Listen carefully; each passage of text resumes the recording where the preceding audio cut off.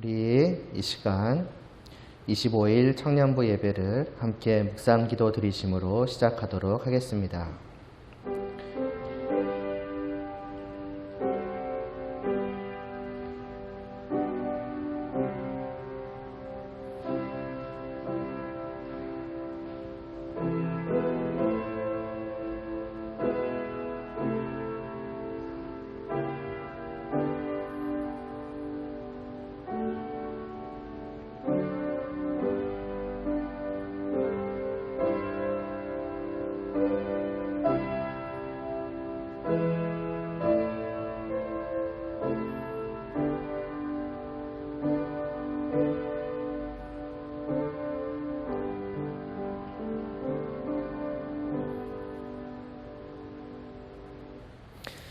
몸이 하나요 성령도 한 분이시니 이와 같이 너희가 부르심의 한 소망 안에서 부르심을 받았느니라.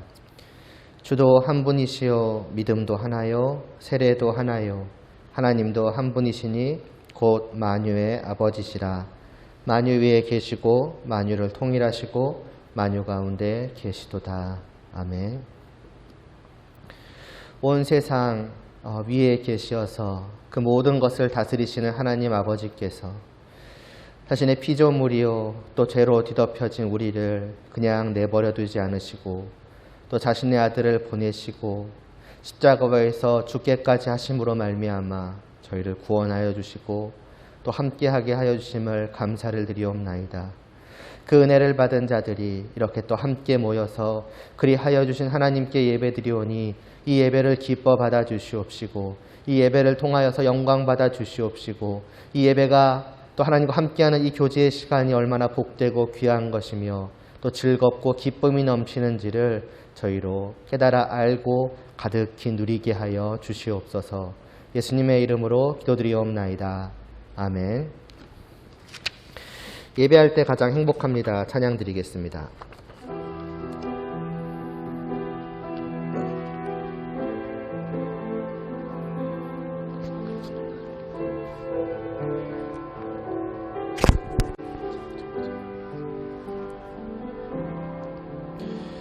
숨이 찰 정도로 힘든 순간이 와도 눈물이 쏟아지는 슬픔이 와도 내 평생에 놓을 수 없는 마음속 깊은 곳부터 지금 이 순간이 마지막일지라도 마지막 순간에 나 고백할 노래 내 평생에 놓을 수 없는 마음속 깊은 곳부터 예배할 때 가장 행복합니다. 예배할 때 가장 행복합니다. 나를 구하시고 날 사랑하신 주님께 예배할 때 숨이 찰 정도로 힘든 순간이 와도 눈물이 쏟아지는 슬픔이 와도 내 평생에 놓을 수 없는 마음속 깊은 곳부터 지금 이 순간이 마지막일지라도 마지막 순간에 나 고백할 노래 내 평생에 놓을 수 없는 마음속 깊은 곳부터 예배할 때 가장 행복합니다. 예배할 때 가장 행복합니다. 나를 구하시고 날 사랑하신 주님께 예배할 때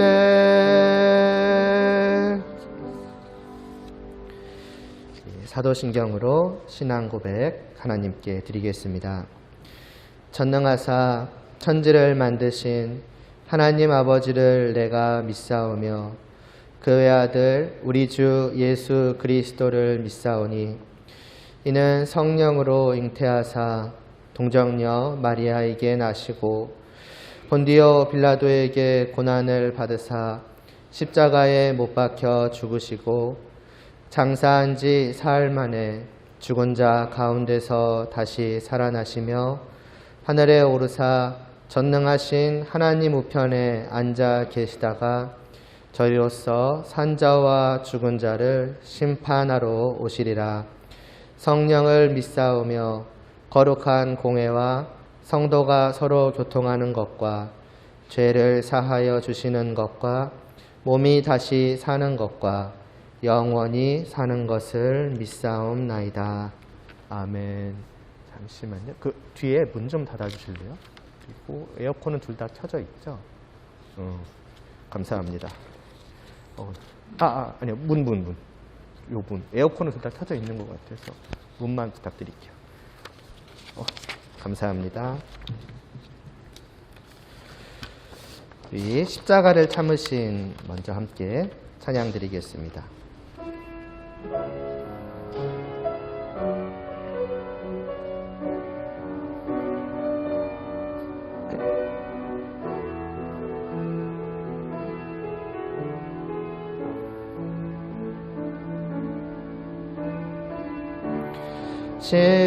십자가를 참으신 어린 양 예수 내 죄 씻어 주시고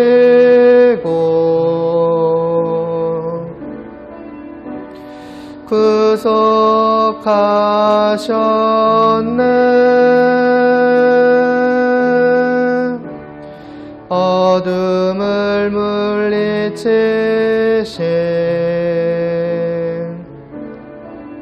세상의 빛 예수 영광의 빛 비추사 자유케 하시네.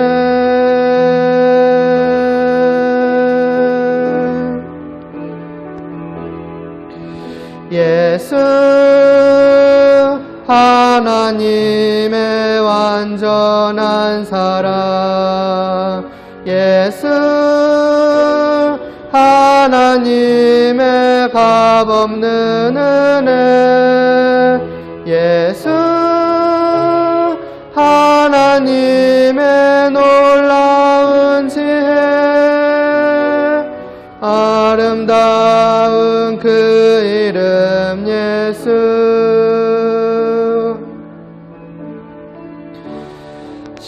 십자가를 참으신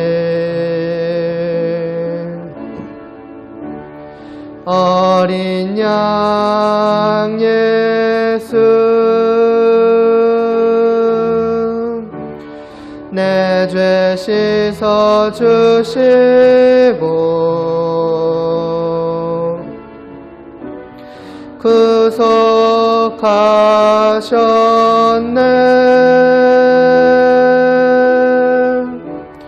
어둠을 물리치신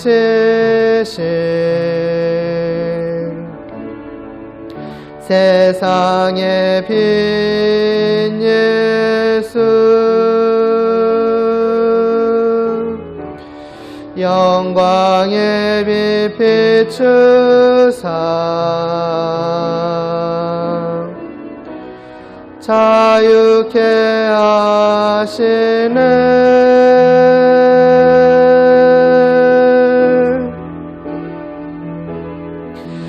예수 하나님의 완전한 사랑, 예수 하나님의 값없는 은혜, 예수 하나님의 놀라운 지혜, 아름다운 그 이름 예수, 예수 하나님의, 예수 하나님의 완전한 사랑, 예수 하나님의 값없는 은혜, 예수 하나님의 놀라운 지혜, 아름다운 그 이름 예수.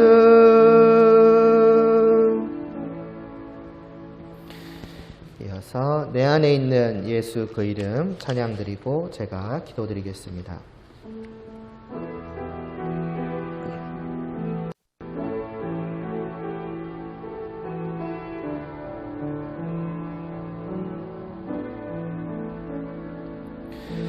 내 안에 있는 예수 그 이름,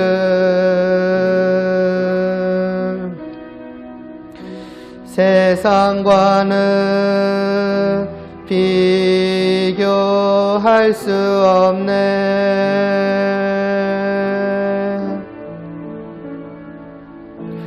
그 이름의 아름다운 사랑은 어둠에 있던 나를 빛으로 인도하셨네.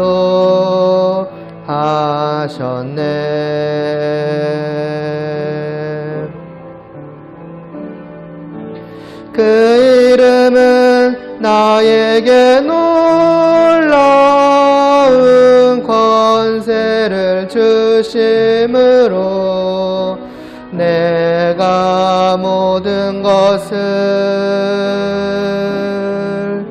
이기네.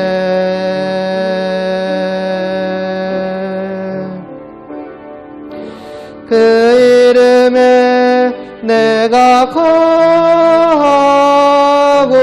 그 이름의 사랑이 내 안에 있네. 그 이름의 사랑이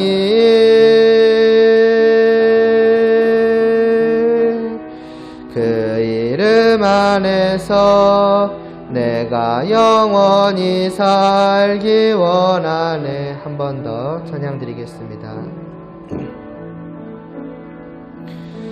내 안에 있는 예수 그 이름, 세상과는 비교할 수 없네.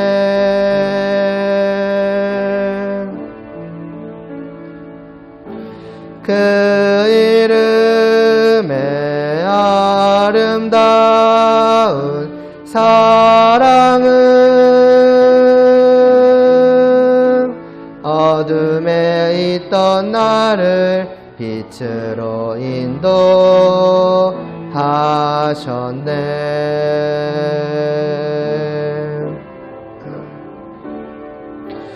이름은 나에게 놀라운 권세를 주심으로 내가 모든 것은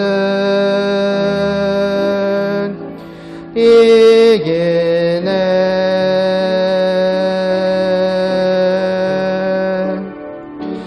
그 이름에 내가 거하고 그 이름의 사랑이 내 안에 있네. 그 이름의 사랑이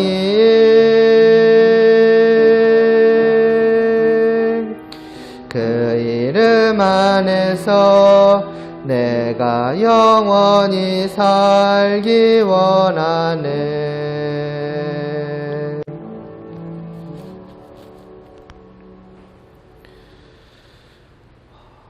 하나님 아버지, 오직 저희 안에 계셔주신 주님으로 말미암아서 또 저희를 그 안에 두신 주님의 그 은혜로 말미암아서 저희가 삽니다. 저희가 살았고 또 살고 있고 또 이 시간도 그 생명을 주님 안에서 온전히 누리고 있사오니 주님의 크신 사랑과 은혜가 저희 안에서 온전히 또 더욱더 깊이 깨달아지고 또 누려지게 하여 주시옵시고 이 모든 것을 오직 은혜로 베풀어 주신 주님에 대하여 이 시간도 말씀하여 주시옵시고 알게 하여 주시옵시고 더욱더 주님과 함께하는 그러한 저희들 될 수 있도록 하여 주시옵소서. 예수님의 이름으로 기도드리옵나이다. 아멘. 시편입니다. 시편 49편 7절과 8절입니다.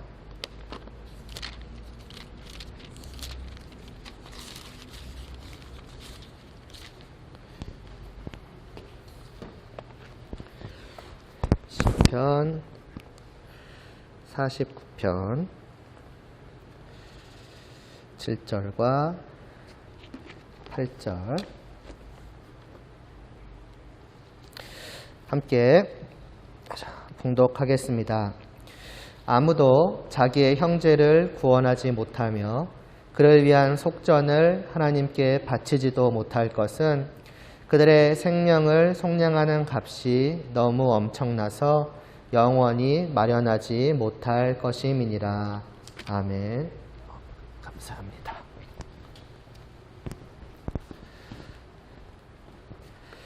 지난주 설교 마치고 말씀드린 뒤에 또 계속 이제 이 말씀을 어떻게 다시는 일단 떠나서 어떻게 전할까 계속 머리를 싸고 막 고민하는데도 막 크게 답이 나오질 않아서 막 고민하고 있던 찰나에 날짜를 보니까 이번 주가 넷째 주 마지막 주더라고요. 그래서 마지막 주는 이제 소요리 문답 말씀을 이제 전했으니까 한편으로는 좀 이제 다행이다라는 생각을 하고 이제 준비를 했는데 또 그렇다고 또 이 말씀도 역시나 머리를 싸매지 않고 야 쉽다 이렇게 할 만한 말씀은 아니기 때문에 또 말씀에 준비하면서 나름대로 숙제가 생기는 것 같은 느낌을 받기는 했는데 아무튼 오늘은 소요리 문답 21문을 좀 보아가려고 합니다. 근데 본래 하나님과 우리의 관계를 생각을 해보면 하나님께서 이제 우리를 창조하시고 그리고 우리와 이제 언약을 맺으셨잖아요. 이제 교제를 시작을 하시는 거죠. 사랑의 교제를 나누어 가는 것이 다르게 말하자면은 온 세상 만물을 창조하실 뿐더러 그 안에 사랑과 은혜가 풍성하시고 모든 완전한 성품이 가득하신 그 하나님을 누리는 그 행복, 말하자면 그 복락이 사람에게 주어졌는데 그런데 이제 그것이 깨어졌죠. 지금 하나님과 사람의 관계는 이제 깨어진 이제 관계인 것이고 그런 관계 속에서 이제 우리가 지난 시간에 본 것은 하나님께서 그러면 사람을 그 상태 그대로 내버려 두셨는가 할 때에 그렇지 않았다. 하나님께서는 이제 구속자를 마련해 주셨다라는 그러한 말씀으로 지난 시간에 마무리가 이제 되었습니다. 그럼 생각을 해보세요. 하나님이 계시고 사람이 있고 그 관계가 이제 깨어진 상태에서 하나님이 보내실 구속자는 도대체 무슨 일을 할 것인가? 구속자라는 것의 그 말 뜻을 일단은 모른다고 치더라도 지금 이 관계만을 놓고 생각을 해본다면은 구속자가 일단 무슨 일을 할지는 굉장히 분명해집니다. 무엇이겠습니까? 이 깨어진 관계, 이 깨어진 사람과 하나님 사이에 들어오셔가지고 이 둘의 관계를 다시 원래대로 만들어주시는 일.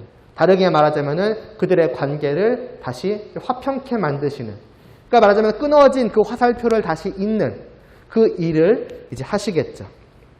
그래서 이런 분을 우리가, 그러니까 이 일을 하실 분을 우리가 또 다른 말로는 중보자라고 합니다. 그러니까 중재를 하는 거죠. 그 둘 사이에 들어오셔서 서로 간의 관계를 중재해서 다시 화해케 시키는. 그래서 우리가 이전에 보았던 에베소서 2장 말씀에서 그런 말씀이 어디까지 나오죠? 그는 우리의 화평이신지라라고, 평화인 거예요. 우리를 평화롭게 다시 만드시려는 것이지요. 그래서 십자가로 이 둘을 한 몸으로 하나님과 화목하게 하기 위해서 오시는 분이시다라고, 아니 오신 분이시다라고 말씀을 하는 것이죠. 이게 하나님께서 택하신 이제 구속자의 역할이라는 것입니다. 그러면 이제 우리가 생각해 볼 것은 도대체 왜 굳이 구속자라는 표현을 쓰느냐는 거예요. 예를 들어 우리에게 너무나도 익숙한 구원자, 우리를 구원해 주시는 분이라는 뜻으로 구원자라고 표현을 해도 좋을 것이고, 아니면은 좀 전에 말씀드릴 것 같은 중보자라고, 우리를 화평케, 둘 사이의 관계를 화목케 하시는 분이니 중보자, 중재자 이렇게 표현을 해도 좋을 건데, 왜 하필이면은 구속자를 보내셨다, 구속자를 선택하셨다라는, 구속자라는 표현을 썼을까를 생각을 해보면은 거기에도 분명히 어떤 의미가 있겠죠. 구원자는 우리를 구원해 주실 분이라는 의미고, 중재자는 우리 사이를 중재하시는 분이라는 의미이고, 그럼 구속자는요? 우리를 구속하시는 분이라는 의미겠죠. 당연하게도. 그럼 그 구속이 뭐냐는 것입니다. 골로새서 1장 14절을 보면은 사실은 에베소에도 거의 똑같은 말씀이 나왔는데 매일 똑같은 말씀만 보면 그러니까 골로새서를 좀 봤는데 이렇게 말씀을 합니다. 그 아들 안에서 우리가 속량 곧 죄사함을 얻었도다라고 말이에요. 저 속량이 말하자면 이제 구속이란 뜻이고, 그 말의 뜻은 뭐냐면은 값을 지불하고 도로 사는 것을 의미를 합니다. 아마도 이렇게 잘 아실 그 룻기의 말씀을 생각하시면 돼요. 룻기에서 그 나오미가 정확히 이제 나오미의 남편이었던 엘리멜렉이지만은 그가 이스라엘에서 누리고 있었던 기업이 있습니다. 하나님께서 그에게 주신 하나님의 나라 안에서의 복된 기업은 그의 전부예요. 그런데 그것을 그 땅과 함께 그 안에 있는 모든 것들을 팔고 다른 나라로 넘어가지요.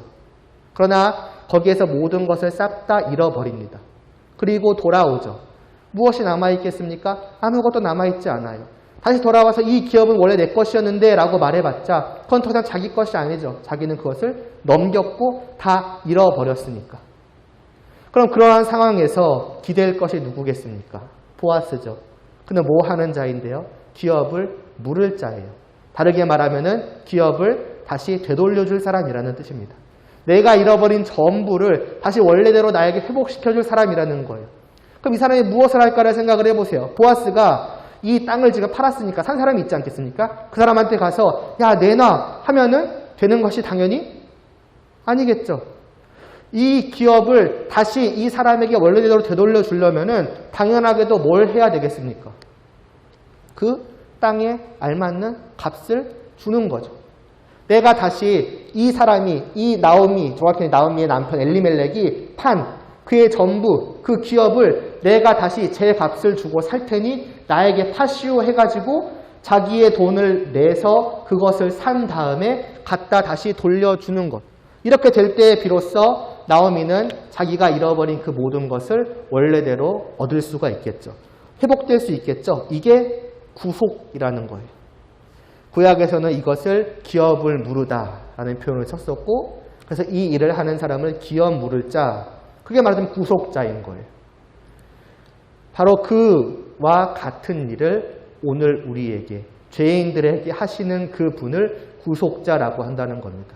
그럼 뭐 하시는 거예요? 값을 치르고 죄인이 잃어버린 모든 것을 회복시켜주는 거예요. 그럼 그 값은 무엇이겠으며 죄인이 잃어버린 모든 것은 무엇이겠습니까? 맨 처음에 말씀드렸던 것을 생각하시면 돼요. 본래 사람이 누렸던 모든 복된 것은 다른 것이 아니라 하나님이에요. 나의 창조자요, 나의 창조주요, 나의 오직 사랑할 바 되시는 그분과 내가 함께하며 사랑을 나누는 그 기쁨을 나는 다 잃어버린 거예요. 하나님과, 그리고 하나님과 함께하는 그 기쁨을 말이죠. 무엇으로 말미암은 것입니까? 내 죄로 인한 것이죠. 나의 죄로 인해서 모든 관계는 깨어졌고 하나님은 나에게 오직 진노와 심판을 내리시는 그러한 관계가 된 거예요. 말하자면 그 죄가 일종의 빚인 거죠. 빚. 그러면 그 값을 지불하고 도로 사는 것 무슨 값이겠습니까? 죄의 값인 거예요. 죄의 값을 그대로 다 지불하고 그래서 내가 잃어버린 모든 것, 곧 하나님과 함께하는 복락을 다시 나에게 회복시켜 주시는 거예요. 그게 아까 말했던 것처럼 중재자로서 관계를 회복시키시는 거예요. 그러나 그것은 아까 말했던 그러한 중보자로서 관계를 회복시키시는 것은 사이좋게 지내요. 용서해 주세요. 그런 식으로 되는 것이 아니라 오직 구속을 통해서 이루어진다는 거죠. 제가 이 죄인이 지은 빚을 제가 다 갚겠으니까 정당한 값을 지불할 테니 다시 원래대로 모든 것을 회복시켜 주시옵소서라고 하는 것입니다. 그럼 죄의 값, 정당한 죄값이 무엇일까요? 죽음이죠. 생명이죠. 자기의 목숨이죠.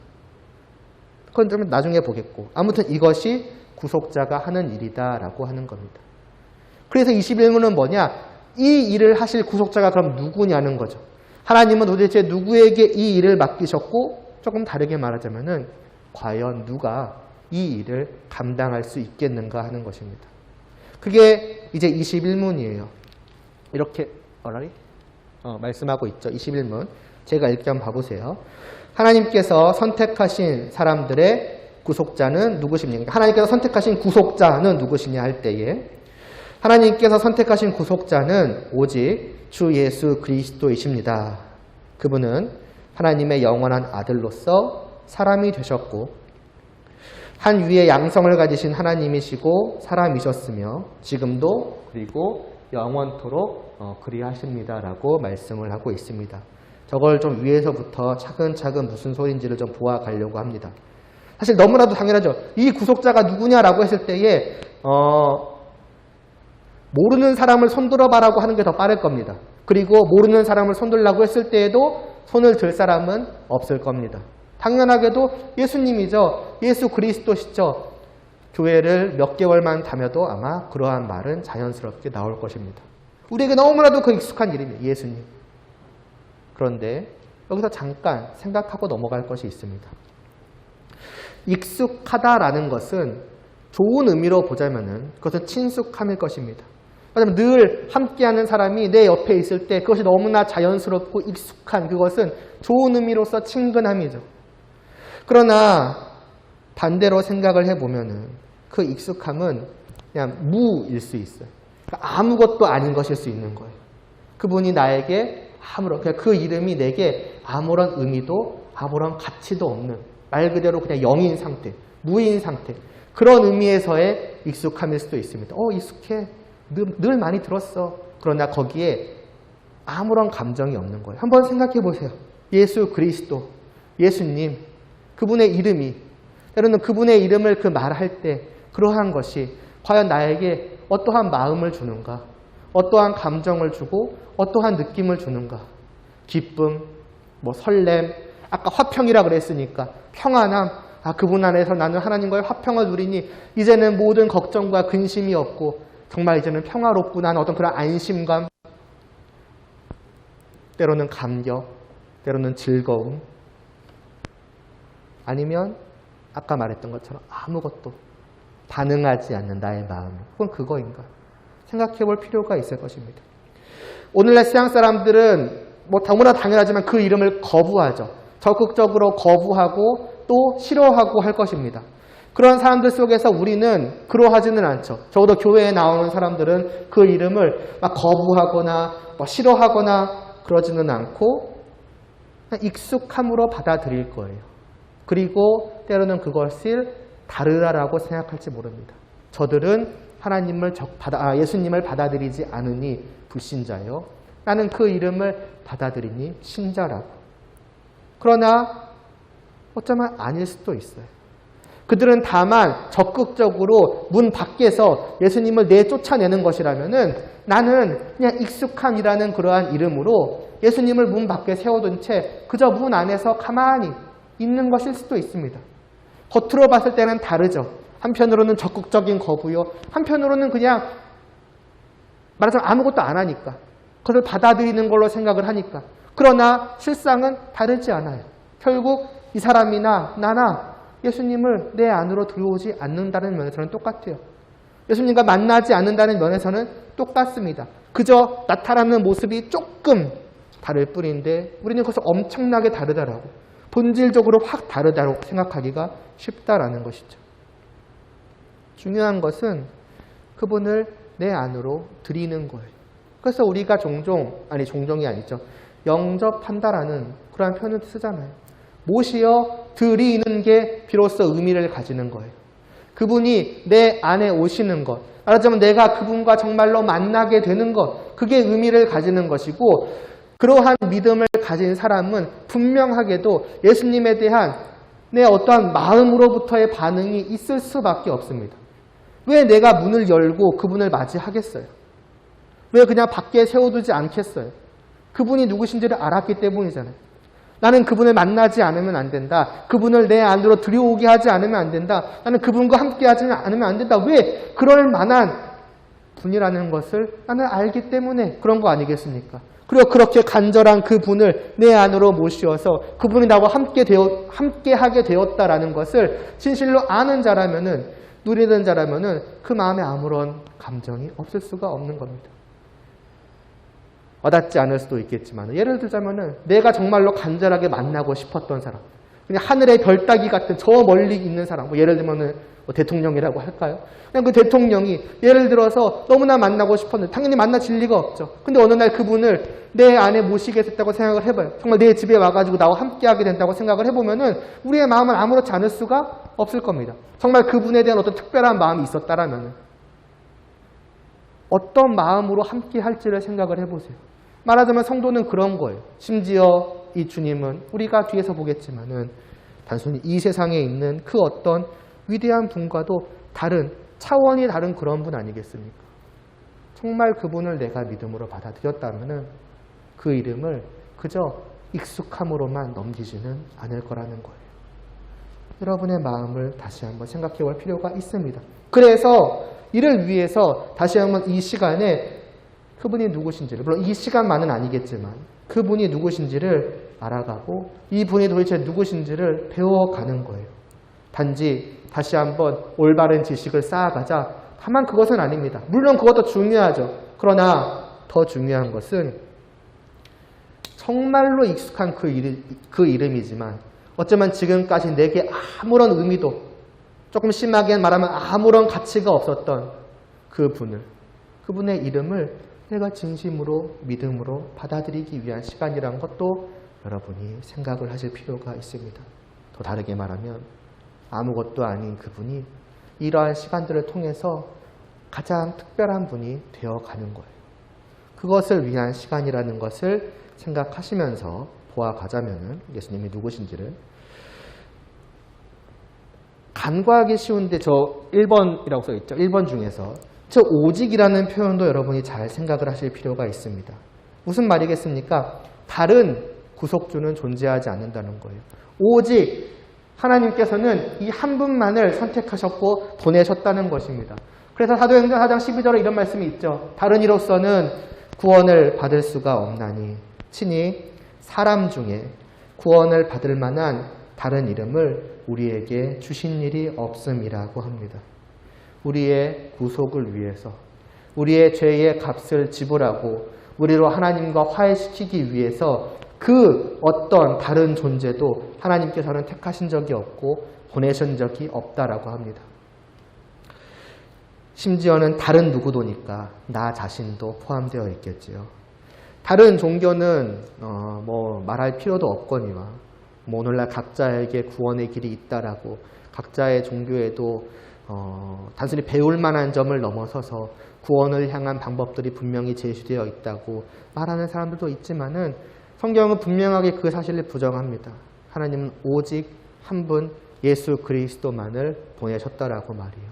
뿐만이 아니라 이 어떻게 보면 같은 종교라고 말할 수 있는 나도 같은 하나님을 믿고 같은 예수님을 믿어라고 하는 그러한 종교 안에서도 사실은 마찬가지입니다. 물론 같은 종교라고 생각하지 않을 수도 있겠지만은 또 않겠지만은 예를 들어서 가톨릭이죠.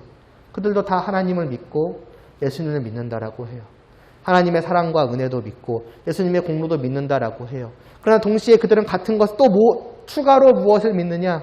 예를 들면은 성모 마리아와 같은 여러 사도들, 그러니까 성인들과 같은 사람들, 또 나아가서는 자기의 행위까지도 당연히 예수님을 믿음으로 구원을 받는 것이라는 그 말에 담긴 의미를 우리는 잘 살펴보아야 합니다.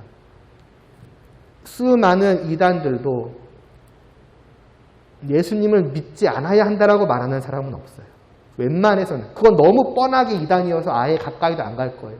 웬만하면은 다 같은 말을 합니다. 우리도 하나님 믿어. 우리도 예수님 믿어. 무슨 소리야? 당연히 예수님을 믿어야 구원을 받지. 그러나 가톨릭을 보세요. 예수님을 믿어. 그런데 거기에 더해서 마리아나 성인들도 믿어. 왜냐? 그들도 우리의 구원을 위한 조금이든 많든 어떠한 공로들이 분명히 있거든. 그들을 믿을 때에 자기에게 있는 그러한 공로들을 우리에게 주는 거예요. 그들이. 그러니까 믿는 거예요. 안 그러면 믿을 이유가 없죠. 말하자면은 예수님의 공로가 100%도 아니고 한 50% 아니면 70%, 80% 어쩌면 99%일 수도 있어요. 나머지 1%는 마리아나 또 성인들이 필요한 거예요. 그들을 믿음으로써 나머지가 채워지는 것이죠. 더 나아가서는 나의 행위까지도. 예수님을 믿음으로 말미암아 구원을 얻지. 그런데 거기에 더해져야 할 게 있어. 바로 하나님의 말씀을 믿고 따르는 너의 삶이야. 너가 선을 행하는 그 공로야. 그게 필요해. 그게 더해져야만 돼. 결국 내 힘으로 얻는 구원인 거예요. 다른 마리아든 성인들이든 그분들이 뭐 위대하고 훌륭하고 그렇지 않다라는 얘기가 아니에요. 그런데 성경은 말하기를 그 누구도 그 어떠한 위대한 자라고 할지라도 진짜 성경적으로 봐도 정말 훌륭한 성도라고 할지라도 우리의 구원에는 조금도 도움을 줄 수 없다는 거예요. 오직인 거예요. 오직 예수님뿐이라는 그 말씀 속에는 그러한 의미들이 분명하게 들어가 있는 것입니다. 99.9든 99.999든 상관이 없어요. 오직이라는 말은 이 예수 그리스도만이 우리의 구속을 위한 100%를 지불하셨다는 거예요. 왜요? 너무 이런 것들을 보면은 아니다. 왜냐? 한번 생각을 해보세요. 너무 어떤 꽉 막힌 생각이고 편협한 생각이고 그렇습니까? 그럴 수 없는 것은 이 구속자가 하셔야 하는 일이 어떠한지를 생각을 해보면 돼요. 이 구속자가 맡아야 하는 그 일이 무엇입니까? 아까 말했잖아요. 구속을 하는 그 일이 무엇인가? 그가 치러야 될 값이 무엇인지를 생각해 볼 필요가 있어요. 만일 우리가 여지를 주는 순간 물론 나도 예수님을 믿어. 하지만 뭐를 그 말하는 그 순간 어쩌면 우리는 우리의 그 죄의 값을 너무나 가볍게 여기고 있는 것일 수 있습니다. 말하자면은 나도 좀 치를 수 있다는 거예요. 내도 100원 정도는 낼 수 있다는 거죠. 그러나 오늘 읽은 말씀을 생각을 해보세요. 나오죠. 아무도 자기의 형제를 구원하지 못하며 그를 위한 속전, 이 속전이 말하자면 그거예요. 그 값을 치르는 거예요. 구원을 위한 값을. 하나님 제가 그가 지은 그 빚, 죄의 빚의 값을 치릅니다. 이만큼이라도 치릅니다. 할 수 없다는 거예요. 하나님께 바치지도 못해요. 왜냐? 그들의 생명을 속량하는 값이 너무나도 엄청나서 영원히 마련하지 못할 것임이라고 말씀하기 때문이에요. 영원히 마련하지 못한다라고 합니다. 이 말에 담겨있는 의미가 있죠. 무엇이겠습니까? 우리는 조금도 마련할 수 없다는 거예요. 만일 우리가 조금이라도 마련할 수가 있다면 100원이라도 우리가 마련을 할 수 있다면은 영원한 시간이 드린다면은 우리는 충분히 누군가를 구원하기에 합한 무언가를 만들어낼 수 있을 거예요. 그러나 영원토록 마련하지 못한다. 그거는 우리의 힘으로는 조금도 이루어낼 수 없다는 거예요. 조금도 감당할 수 없다는 거예요. 그것이 우리가 진 그 죄의 값이라는 것이죠. 왜 그렇겠습니까? 생각해 보세요. 죄의 값은 죽음이에요. 하나님과의 교제가 끊어졌다고 말했지만 그건 다르게 말하자면 나의 생명을 잃어버린 꼴이에요. 죄에 대한 값은 결국에는 죽음입니다. 죄인에 대한 하나님의 뜻은 명백해요. 먹지 말라. 먹으면 죽을 것이라. 사실 벌이 많아지고 물론 그 죽음에 담겨있는 의미는 크지만 결국 죽음입니다. 그래서 생명을 속량하는 값이라고 하잖아요. 죽음의 값은 오직 죽음이에요. 그러면은 과연 누구의 생명이 그렇게 가치가 있겠습니까? 다른 누군가를 한 사람이라도 구원할 만한 가치가 나의 생명에게 있겠는가 생각을 해보면은 우리들 이 땅에 있는 누구도 예외 없이 그 모든 생명에는 값어치는 0이라고 할 수 있어요. 굳이 말하자면 마이너스예요. 왜요? 모두가 다 죄인이거든요. 내 생명을 바쳐서 누군가를 구원하겠습니다라고 말하는 그 사람은 이미 죄인으로서 죽어야 될 사람이에요. 내 생명을 바쳐서 누구를 구원하기 이전에 나는 이미 죽은 사람이에요. 그 생명에 무슨 값어치가 있겠습니까? 하나님은 말씀하시죠. 너는 이미 죽은 자다. 너는 이미 죽은 자야. 너에게는 말하자면 누군가를 구원할 수 있는 생명이라고 할 만한 것이 아예 없다. 분명하게 말씀하시겠죠. 너는 그저 너의 죄로 말미암아 죽을 뿐이라고. 그러므로 구속자의 조건, 쉽게 말하면 이런 거예요. 빚쟁이에요. 나도 한 10억의 빚이 있어요. 그런데 내가 누구한테 가가지고 내가 저 사람이 진 빚 1억을 갚겠습니다라고 말을 하면은 말이 안 되죠. 너부터 빚쟁인데 너의 빚이나 갚아라. 너의 빚도 못 갚지 않느냐. 근데 너의 뭘 주고 이 사람의 빚을 갚겠느냐라는 꼴인 거예요. 물론 우리가 진 죄의 빚은 10억 정도가 아닌 게 더 문제기는 하지만 의미하는 바는 명확할 것입니다. 그러므로 누가 우리를 구속할 수 있는가? 아까 룻기로 얘기했던 보아스 같은 사람이에요. 부자만이 우리를 구원할 수 있어요. 그건 다르게 말하자면 단지 돈이 많은 사람이 아니죠. 첫째로는 참된 생명을 지닌 분. 말하자면 그 안에 죄가 없어서 그의 생명이 진정으로 생명이라고 할 수 있는 참 생명을 가지신 분일 뿐더러 더 나아가서는 그 생명의 가치가 하나님이 택하신 그 모든 죄인들을 구원하실 수 있을 만한, 그러니까 값어치가 낮아야 되는 것이죠. 예를 들어서 나 한 사람이 만일 죄가 없다고 생각을 해봐요. 그럼 내 목숨의 가치는 얼마나 하겠습니까? 그래봐야 나는 한 사람이에요. 내가 정말 죽음으로써 내 생명을 누군가에게 준다 한들 기껏해야 한 사람을 구원할 수 있을 정도이겠지요. 그러나 하나님이 택하신 자들은 한두 명이 아닌데요. 하나님이 택하신 그 모든 사람들을 구원하기 위해서는 그 한 명의 목숨의 값어치가 얼마만에 하겠습니까?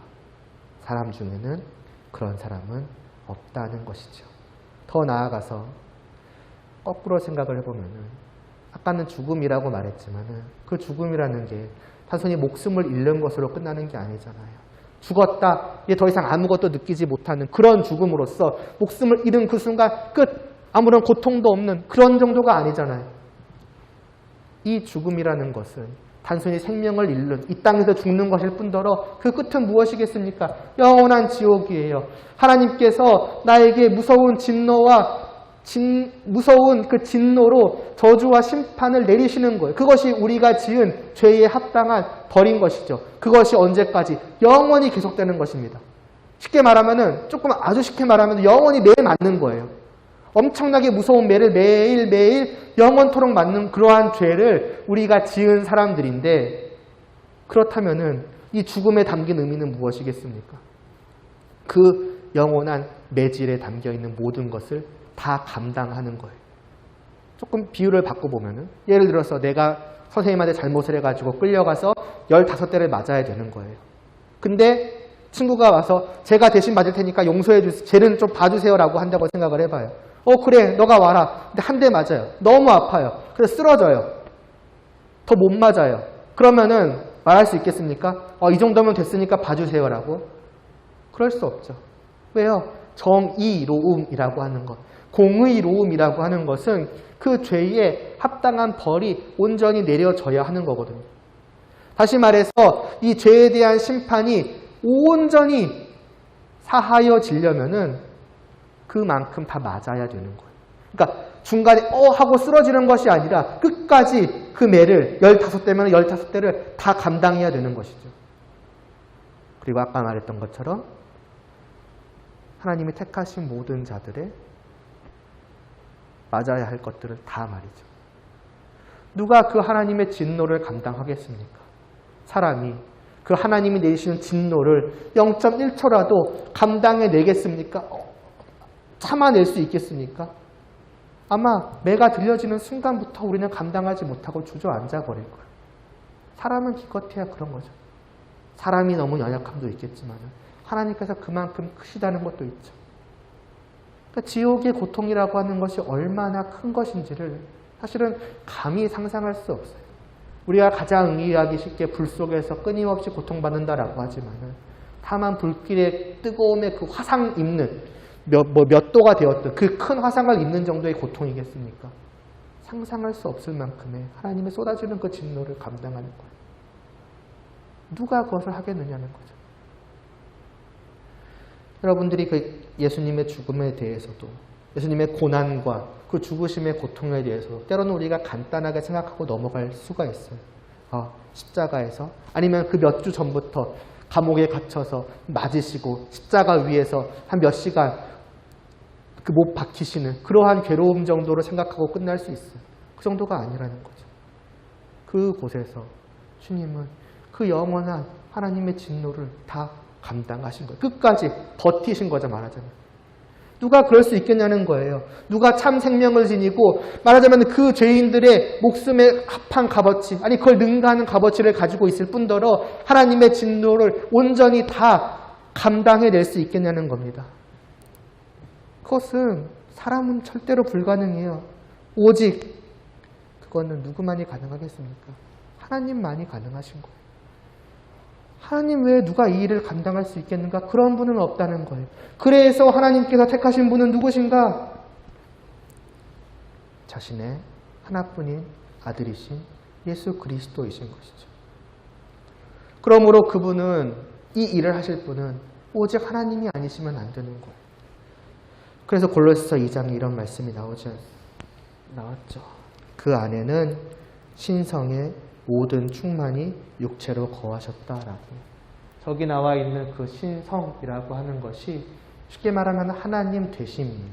이렇게 표현하면 잘 이해가 될지 모르겠는데, 그러니까 뭐 인간성이라고 생각을 해보면 돼요. 인간성이 더럽다 그런 의미로 말하는 거 말고 그러니까 사람을 다른 모든 것들과 분명히 딱 보면 사람인 건 알잖아요.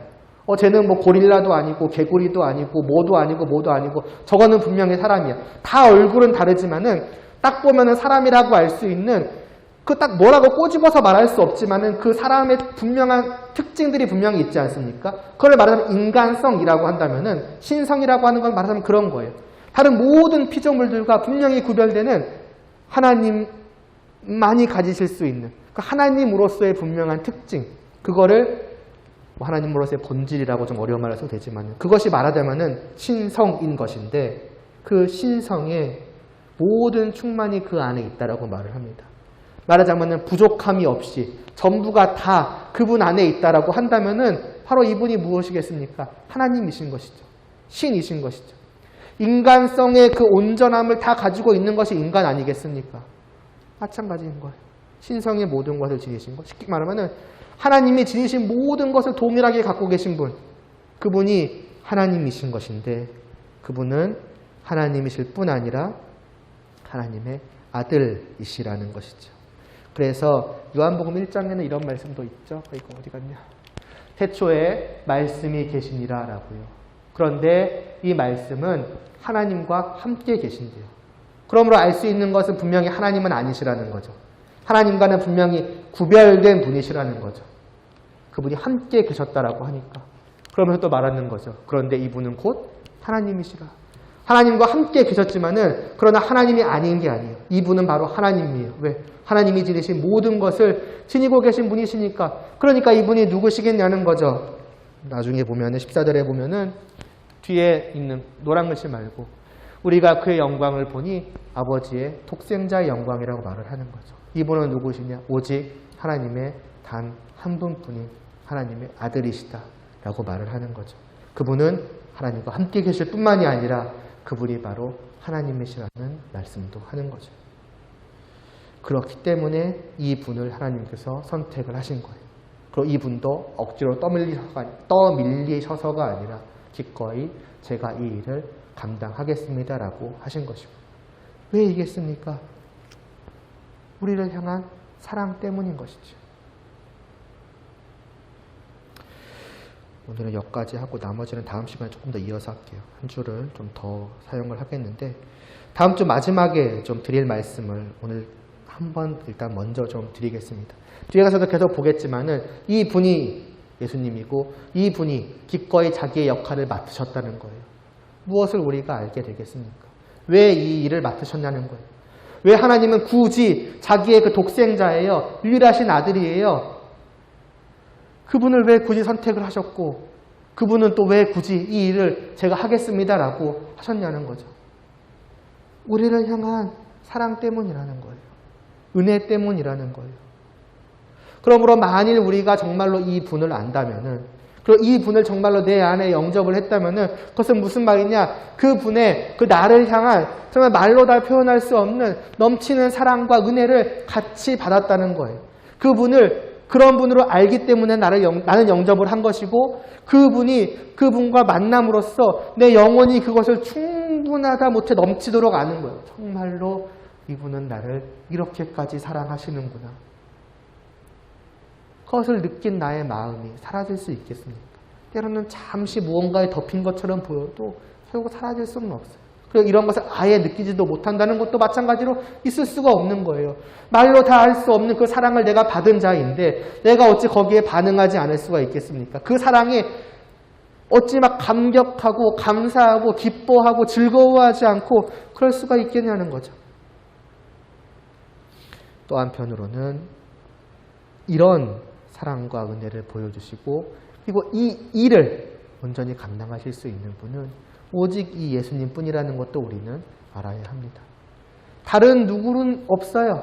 다른 누구는 보내신 적도 없고 다른 누구는 할 수도 없어요. 내가 자원하겠습니다. 내가 자원하겠습니다. 말할 수 있을지 몰라도 그 누구도 이 일을 감당할 수가 없습니다. 그러면 분명히 우리가 믿어야 할 분은 오직 이 한 분뿐이라는 것을 우리는 다시 한번 생각을 해야만 합니다. 이건 다음 주에 보겠는데 아이고. 이렇게 말하려고 해서 하나님은 한 분이시요 또 하나님과 사람 사이의 중보자도 한 분이시니 곧 그리스도 예수요 그가 자기를 대속물로 그 죄의 값을 대신 속량하는 그 값으로 주셨다라고요. 없다는 겁니다. 오직 이 한 분만을 믿어야 한다는 겁니다. 그리고 여러분이 정말로 이 한 분을 믿었다면 그것만으로 충분하다 못해 넘치는 안심을 하시면 돼요. 내가 예수님을 믿었는데 그래도 구원을 받을까? 내가 예수님을 믿었는데 무언가가 더 필요하지 않을까? 그래서 계속 얘기가 나오는 거예요. 이걸 해야 된다. 저 사람도 믿어야 된다. 저 사람의 도움을 받아야 된다. 아니라는 거예요. 정말로 이분이 하나님의 아들이라면 그리고 하나님이시라면 이분이 이루신 것은 조금의 부족함도 없는 완벽한 것일 수밖에 없는 거예요. 우리는 그래서 그 하나님의 아들을 믿는 거예요. 우리가 하나님을 믿는다, 하나님의 아들을 믿는다 할 때는 그 의미가 담겨 있는 거예요. 만약 우리가 여전히 불안해한다면 도대체 너가 믿고 있는 사람은 누구나라고 예수님께서 반문하실 것입니다. 나를 그 정도로밖에는 생각하지 않느냐는 것이죠. 그렇지 않다는 거예요. 마지막으로 정말 예수님이 이러한 분이시라면 우리는 당연하게도 이 예수님을 더 온전히 알아가기 위해서 힘쓰는 것은 마땅할 것입니다. 이분밖에 없다면 당연하게도 이분이 누구신지를 더 깊이 알아가는 것은 너무나도 마땅한 모습 아니겠습니까? 아까 21문에 어려운 말들이 좀 나왔었죠. 제 아래 보면 한 위에서 양성을 가지신 하나님이시고 사람이시고 이런 이야기들이 왜 나왔을까요? 이렇게 믿지 않는 사람들이 있기 때문에 나온 거예요.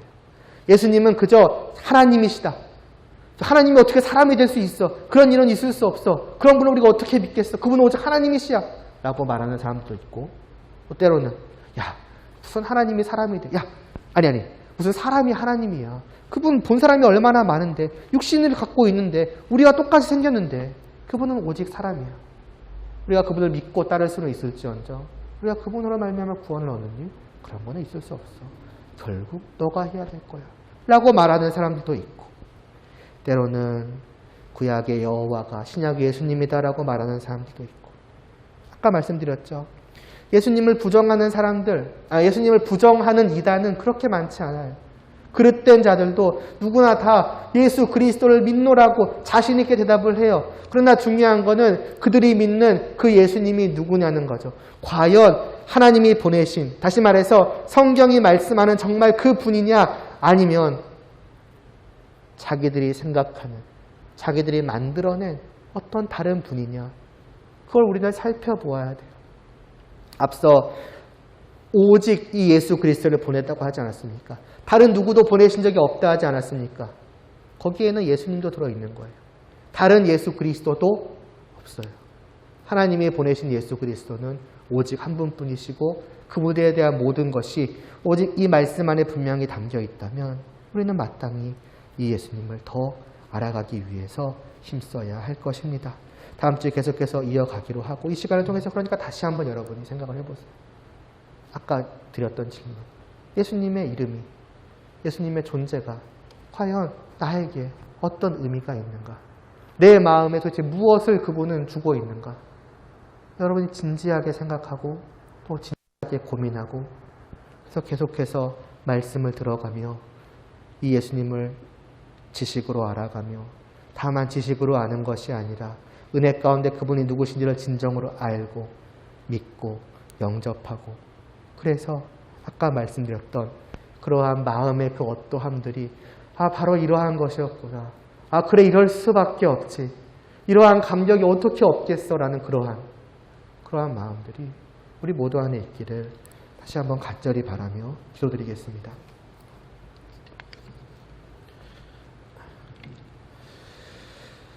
하나님 아버지, 오직 우리를 위해 택하신 구속자는 단 한 분뿐이십니다. 이 땅에 오신 분은 오직 하나님이자 하나님의 아들이신 예수님밖에는 없음을 믿사옵나이다. 바로 이러한 믿음이 저희 안에 온전히 있게 하여 주시옵소서. 예수님의 이름이 우리에게 아무런 의미 없는 또 가치 없는 그냥 무와 같은 그러한 것이 되지 않게 하여 주시옵시고 감격과 감사와 기쁨과 즐거움과 평안함이 넘쳐나는 그러한 주님의 이름, 그러한 우리 안에 계신 주님 될 수 있도록 하여 주시옵소서. 예수님의 이름으로 기도드리옵나이다. 아멘. 내 안에 있는 예수 그 이름 찬양드리고 주기도문 드리겠습니다.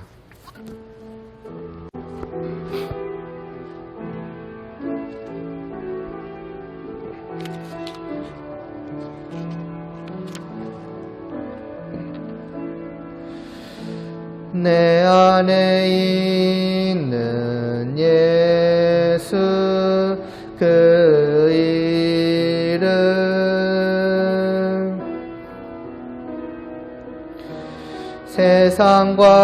세상과는 비교할 수 없는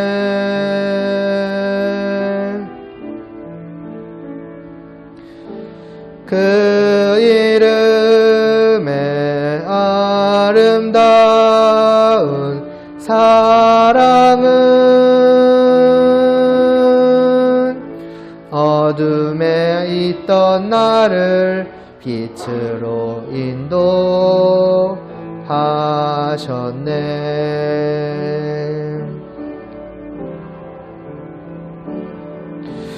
그 이름은 나에게 놀라운 권세를 주심으로 내가 모든 것을 이기네.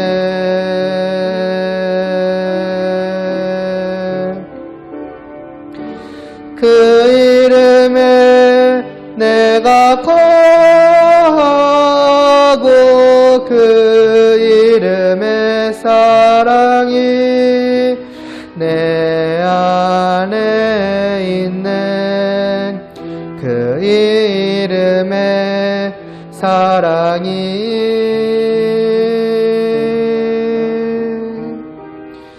그 이름 안에서 내가 영원히 살기 원하네.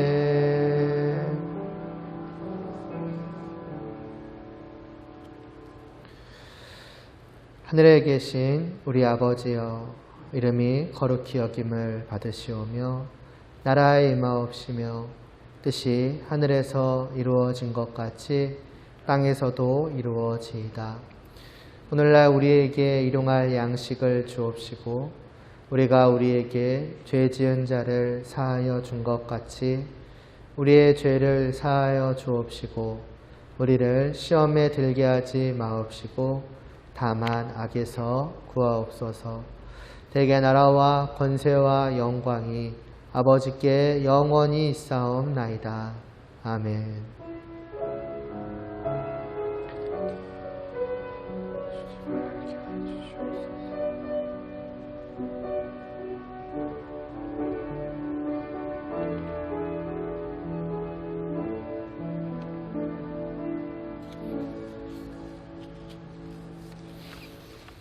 광고 잠깐 드리기 전에, 그래서 이 찬양도 그런 겁니다. 그냥 가사를 보고 음악에 맞춰서 부를 수도 있지만은 또 한편으로는 진심으로 이를 공감하면서 자신의 고백으로서 또 부를 수도 있을 거예요. 사실은 이제 후자가 아무래도 찬양이겠죠. 정말로 내가 어둠에 있던 내가 주님의 은혜로 말미암아서 주님의 이름으로 빛으로 인도받았다. 정말로 그 이름은 세상하고 비교할 수 없다. 그 사랑은 정말 얼마나 놀라운지 모른다. 나는 오직 그 이름에 거하고 그 이름도 내 안에 거하시며 그 사랑 안에서 영원히 살기 원한다. 이러한 고백들이 정말 우리들 한 명 한 명의 정말 믿음의 그리고 고백이 될 수 있기를 바랍니다. 예배 마치고 이제 수련회를 위한 모임과 함께 환영식 겸, 식이라고 하는 것도 너무 거창한가? 아무튼 뭐죠? 제대죠? 아직은 아니지만은 사실상 제대 기념, 그리고 방학 복귀 기념, 방학 복귀도 말이 이상한가? 아무튼 좋은 말은 다 붙여가지고 기념 환영식 겸 수련회를 위한 모임도 갖겠습니다. 예배 마치겠습니다. 죄송해요.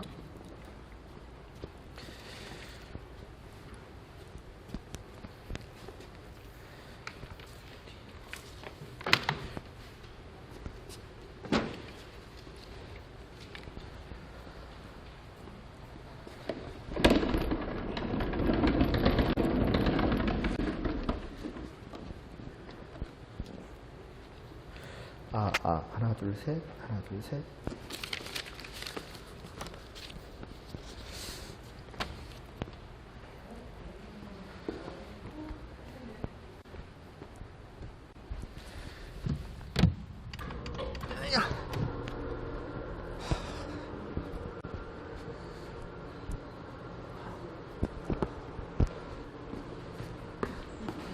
네? 네. 어디? 늘 하던 데서?